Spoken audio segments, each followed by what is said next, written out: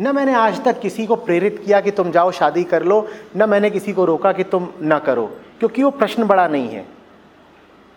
सवाल ये नहीं है कि तुमने शादी करी कि नहीं, सवाल ये है कि तुम कौन हो और तुम कहां से, किन कारणों से, किस केंद्र से शादी इत्यादि का निर्णय ले रहे हो। कितने ही संत हुए जो शादीशुदा थे, उनकी शादी की रौनक अलग थी, उनके घरेलू माहौल की बात अलग थी। कुछ कहानियां हैं जो कहती हैं कि कबीर विवाहित थे। आप कबीर और कबीर की पत्नी की कहानियां पढ़ें, आप रस विभोर हो जाएंगे।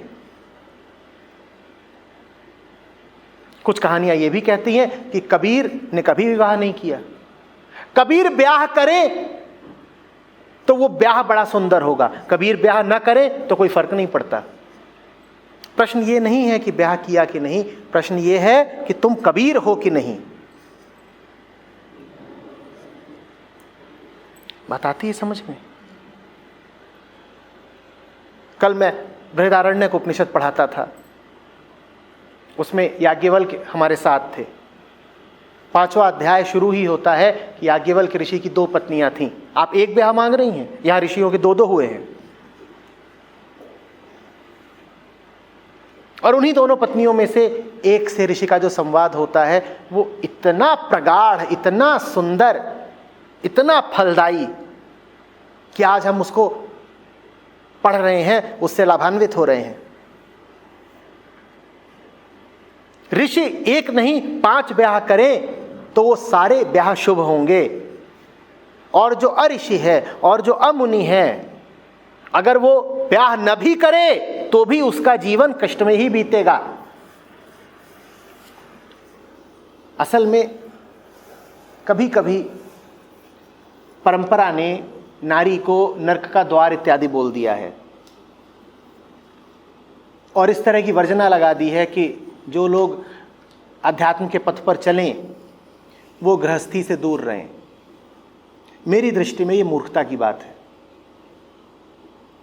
नारी न नरक का द्वार है, न ऐसा है कि आप नारी से संपर्क में आते हैं, ब्याह आदि करते हैं तो आपकी साधना में कोई कमी आ जाती है या कोई विघ्न खड़ा हो जाता है। ऐसा कुछ नहीं है। आप जो हो वैसी नारी आप चुन लेते हो। कोई भी नारी आपके जीवन में यूं ही थोड़ी आ जाती है।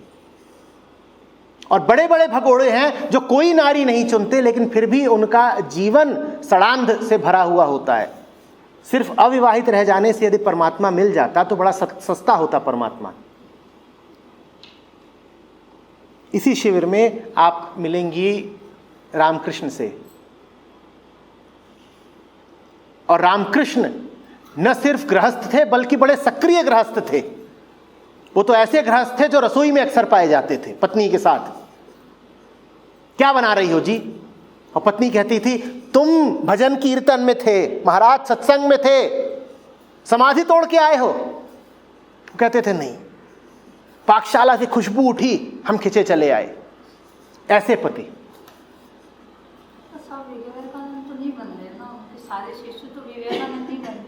तो विवेकानंद जो भी थे इस कारण थोड़े ही थे कि उन्होंने शादी नहीं करी। विवेकानंद के विवेकानंद न होने में स्त्री के न होने का योगदान थोड़े ही था। मतलब बाकी सब संत तो नहीं बन रहे उनके सारे। नहीं, विवेकानंद को आप जानते हैं, रामकृष्ण के कई अन्य शिष्य भी ऊंचे से ऊंचे थे। आप उनकी जीवनी पढ़िए, आप जरा उनके निकट जाइए तो ऐसा नहीं कि विवेकानंद अकेले ही थे। बाकी तो देखिए पात्र पात्र में अंतर होता है। पानी बरसता है तो सब जगह एक सा नहीं भर जाता। जो लोग अपने अहंकार में और अकड़ में और ऊंचाई में रहते हैं वो तो सूखे ही रह जाते हैं। ऊंची जगह पर कभी पानी भरते देखा है? पानी भी यदि भरता है तो वहां भरता है जहां जरा निचाई होती है, जहां जरा ग्राह्यता होती है। तो गुरु के सामने अगर आप में निचाई नहीं है तो गुरु बरसता ही रह जाएगा, आपको कुछ मिलेगा नहीं।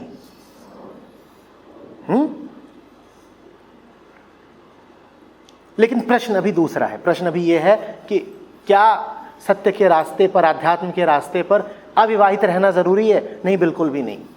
मैं फिर कह रहा हूँ, बहुत घूम रहे हैं जिन्होंने इस मारे शादी नहीं करी कि शादी करने से साधना में विघ्न पड़ेगा।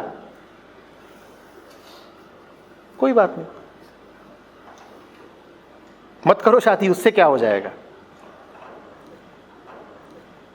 तन की स्त्री नहीं मिलेगी तो मन में स्त्री रहेगी।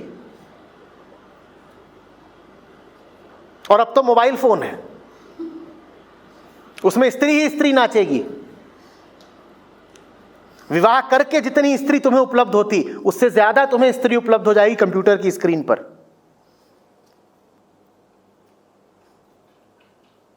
एक 128 GB की तो पेन ड्राइव आती हैं। बोलो कितनी स्त्रियां चाहिए?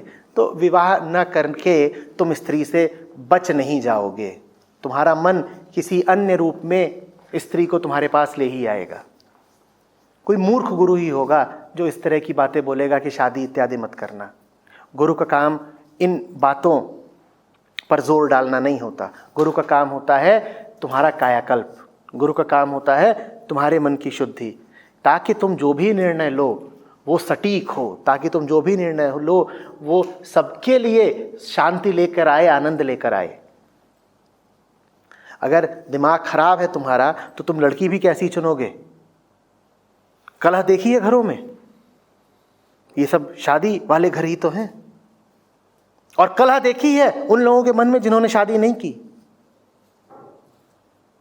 जिनकी एक शादी है वो भी कलह में डूबे हुए हैं, जिनकी 4 है वो भी कलह में डूबे हुए हैं, और जिन्होंने नहीं करी वो भी कलह में डूबे हुए हैं। तो शादी कोई बड़ी बात है ही नहीं।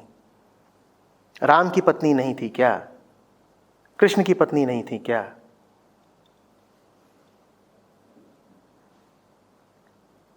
बुद्ध ने पत्नी को छोड़ा था तो कई ऐसे भी थे जिन्होंने कभी नहीं छोड़ा।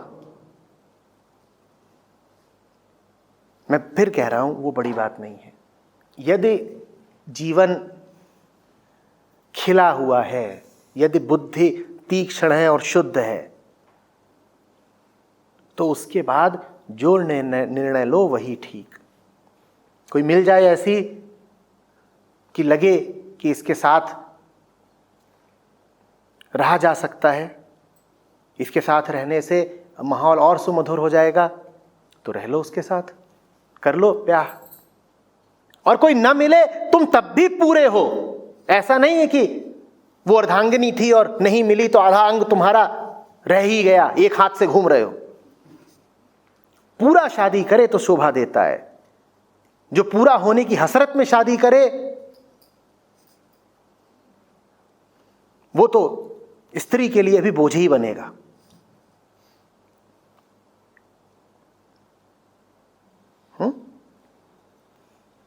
उसमें पूरापन रहे, ये हमारी कोशिश रहेगी। वो क्रोध से बचे, लालच से बचे, अकड़ से बचे, बुद्धि उसकी तेज रहे। उसके बाद अगर वो ब्याह का निर्णय लेगा तो हमें पूरा विश्वास है कि उसका निर्णय अच्छा होगा, और जिस स्त्री के साथ वो जुड़ेगा वो स्त्री इस योग्य होगी कि उसके साथ जुड़ा जाए।